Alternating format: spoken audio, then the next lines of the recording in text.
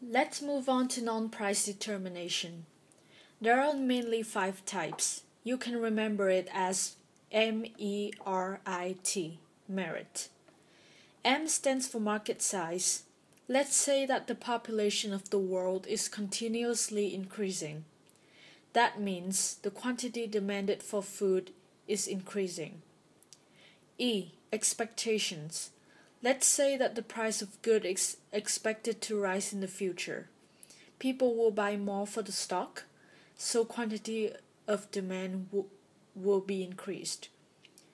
R stands for related price of complementary or substitute goods. Substitute product is goods which are bought and used in place of another product. For example, Coke and Pepsi. If the price of Coke goes up, the demand will fall. Instead, people will start buying cheaper ones, such as Pepsi. Complementary products are goods that tend to be bought and consumed together. For example, Xbox and the game software are the relation of complementary product. If the price of Xbox goes up, the demand goes down. That means the demand of game software will decrease as well, because there are a small number of consumers buying Xbox. I stands for income change. These goods are classified into two types, normal goods and inferior goods. Normal goods are the goods whose demand increases when income increases, such as cars and houses.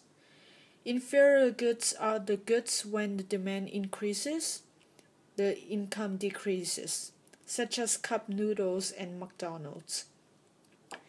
T. Taste and preference. These days, people tend to buy bigger screen smartphones, so the quantity demanded for smaller screen smartphone is decreasing. So, as you know, there are two things that can have an impact on the demand of a good and service. They are the change of price and the non-price determinants of demand. This will either create a motion on the curve or shift the curve to the right or outwards and to the left or inwards. Change of price. On the demand graph, there are two axes, price and quantity demanded.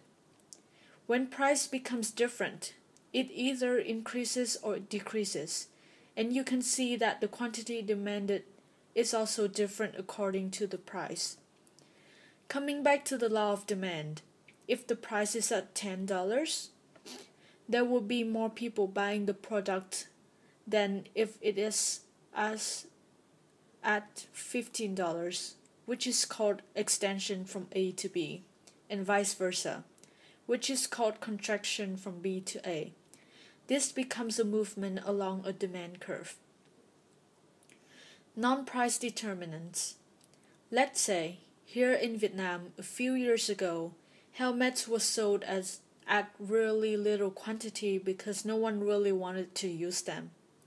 But ever since the law was implemented that Vietnamese must wear helmets or they will be fined, the helmets are sold at the same price as the helmets before the law will have more quantity demanded.